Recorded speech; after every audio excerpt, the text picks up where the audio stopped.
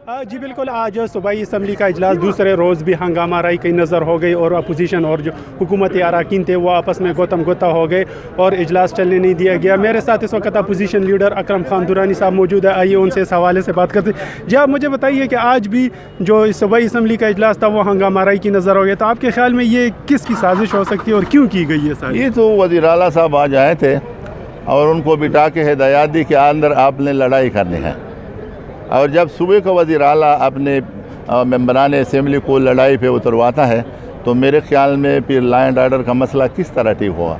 जो law and order का मसला ठीक करने की जो ज़िम्मेदारी है और वो ख़ुद उसको ख़राब करें तो फिर दूसरे लोगों का उसमें क्या कसूर है।